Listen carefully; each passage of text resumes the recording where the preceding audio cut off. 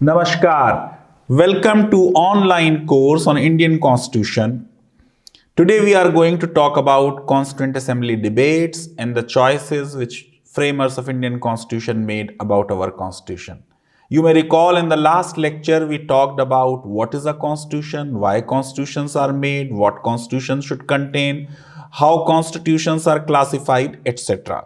Now come to this very important subject, but first of all, you should know how constitutions are drafted world over.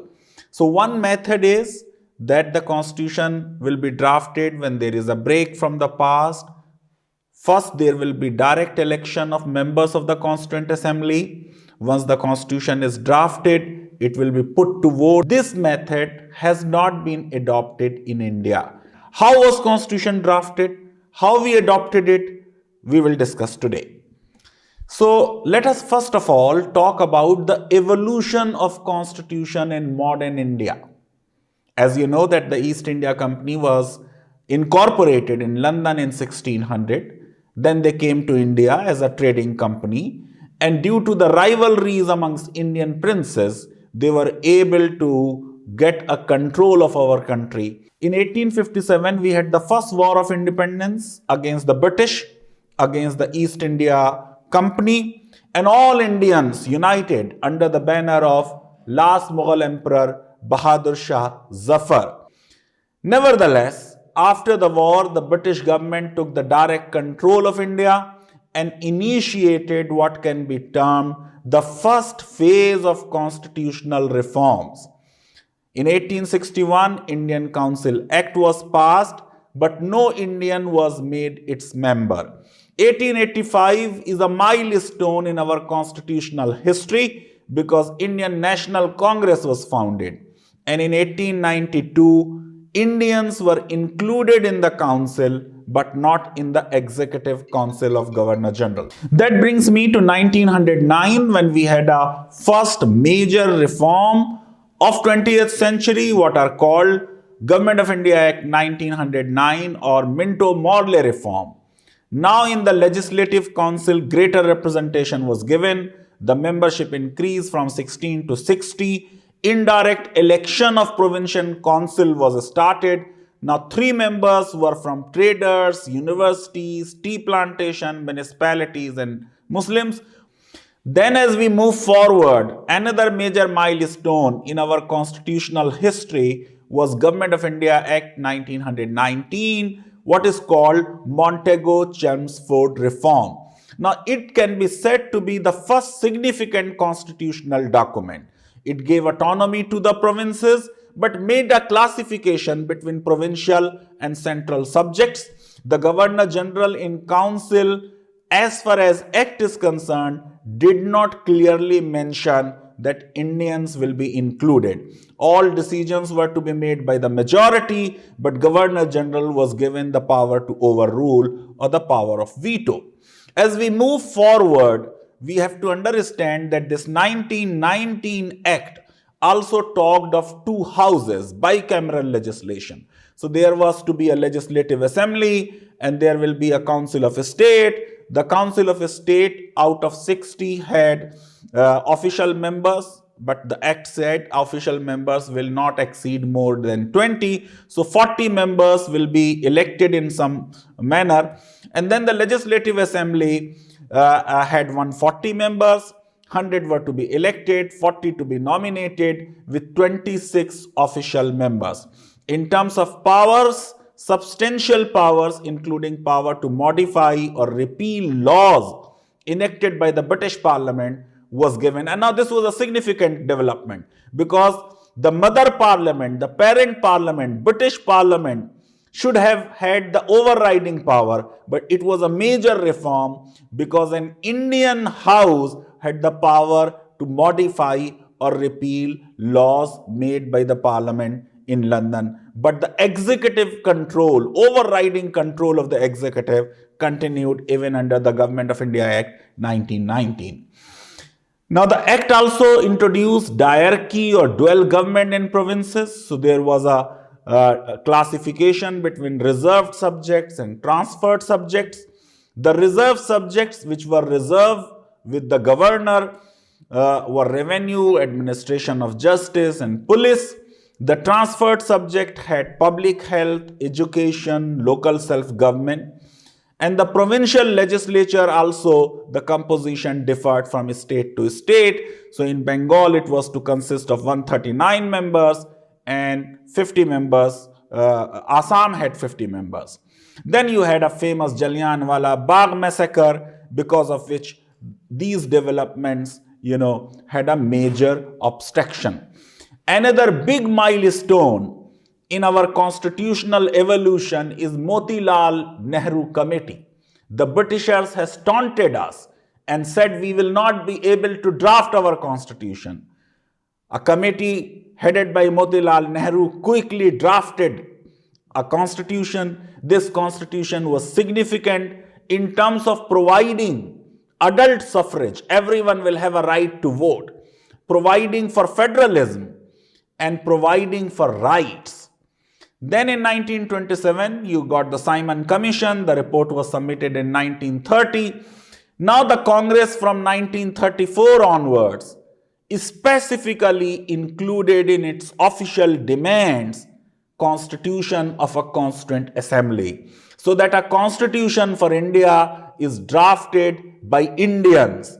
No one should dictate us what kind of constitution we want to have.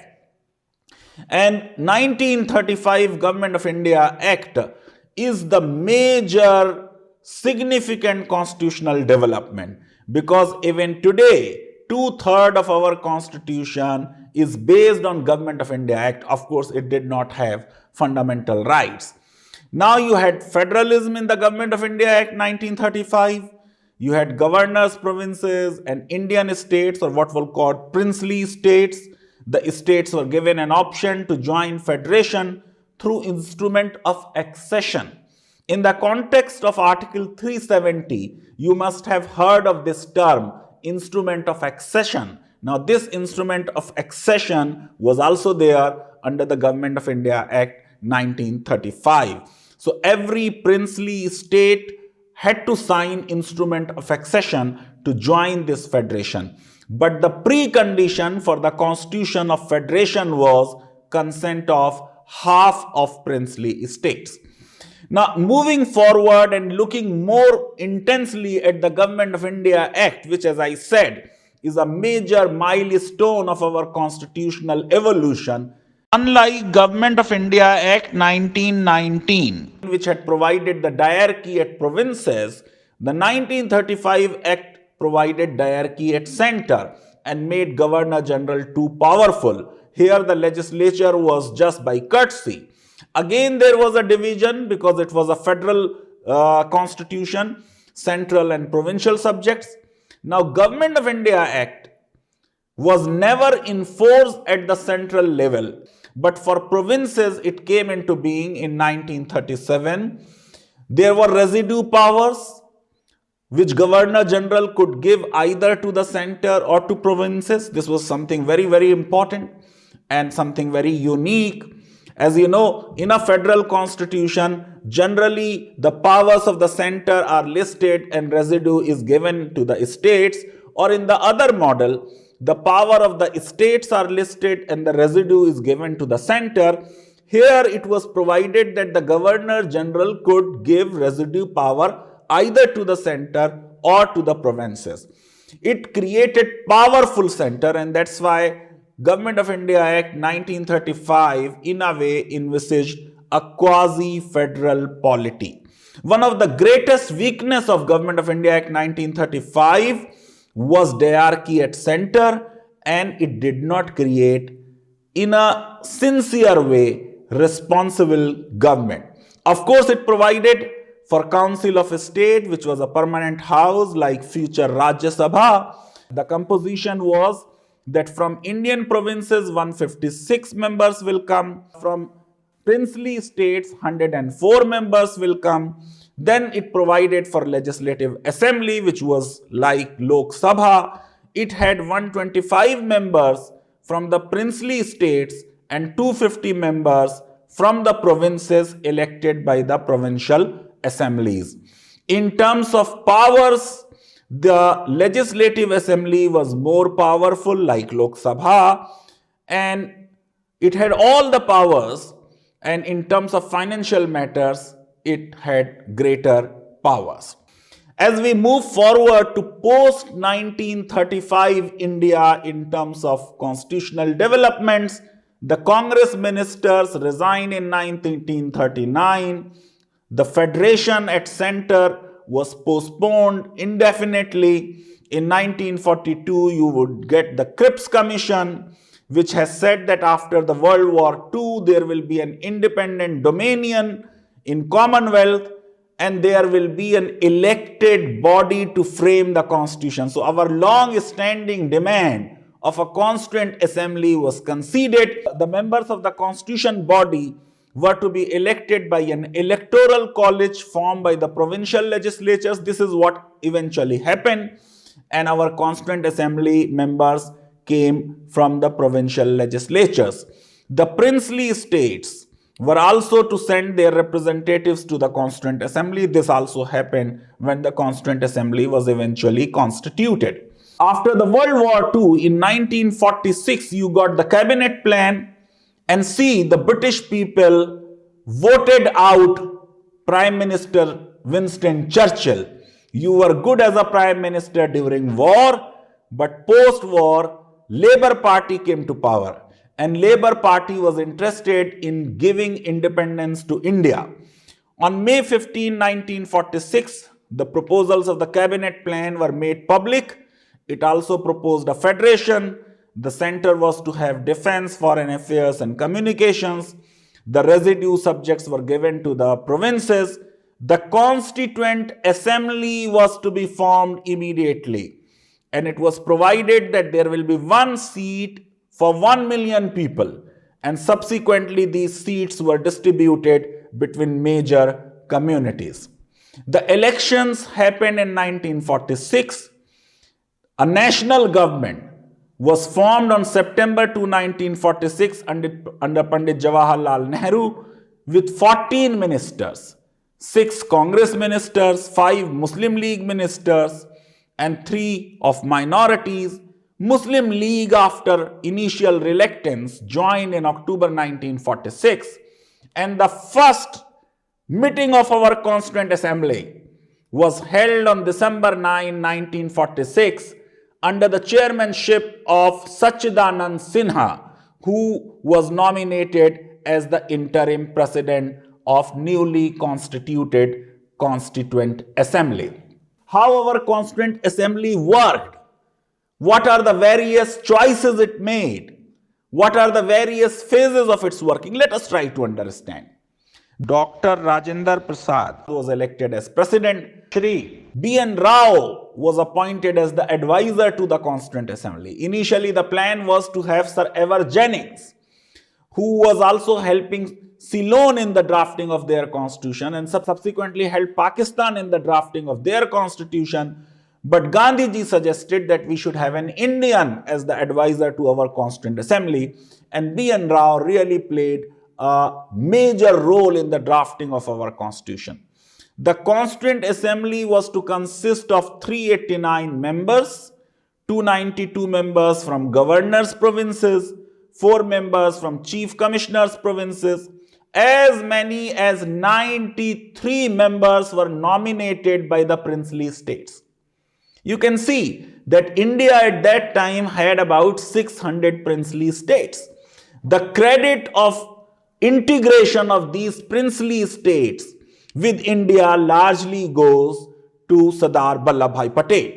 Then, if you look at the election results, Congress won 199 of 210 general seats. Muslim League won 73 out of the 78 Muslim seats. Out of 296 members, 207 members took part in the proceedings on December 9, 1946, the first day of the meeting of the Constituent Assembly. Now, Constituent Assembly used to work through committees. So, several committees were constituted. One of the most important committee was the Drafting Committee, which was headed by Dr. Bhimrao Ambedkar. The Union Powers Committee and Union Constitution Committee were headed by Pandit Jawaharlal Nehru. Provincial Constitution Committee was headed by Sardar Vallabhbhai Patel, and Sardar Vallabhbhai Patel also headed the Advisory Committee on Fundamental Rights and Minority Rights. So there were various committees, and first in the committee discussion used to take place, and then it used to come to the main body, and then it used to go to the drafting committee, and then used to come back to the main body. So it was a unique experiment, and the debates of these Constituent Assembly are available in 12 volumes, and the kind of discussions they have are revealing, and they demonstrate the strength of Indian democracy, the wisdom of framers of our constitution, because it is very difficult for any new democracy to draft this kind of enlightened, visionary, far-sighted constitution. Now, if you look at the working of the Constituent Assembly, on December 13, 1946, objective resolution was moved by Pandit Jawaharlal Nehru, and it was passed on January 22nd, 1947. In the next lecture, I will tell you that the predominant view is that the preamble of the Constitution is largely based on this objective resolution.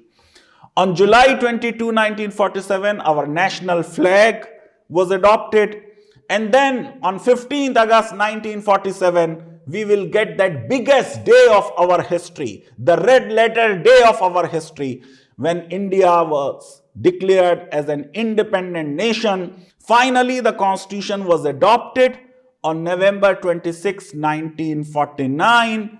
It took 2 years, 11 months and 18 days for the Constituent Assembly to draft world's lengthiest constitution. Now, if you look at the working of the Constituent Assembly, you can see that the 3 phases were there.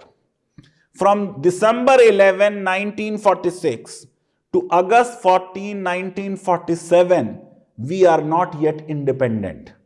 So the Constituent Assembly was just doing the job of drafting the Constitution. That is to say, it was working merely as a Constituent Assembly. On August 15, 1947, we got independence. So Constituent Assembly now was working not only as the Constituent Assembly but also as the Provisional Parliament of independent India. So it was doing a dual job. It was drafting the Constitution and simultaneously performing the functions of interim parliament.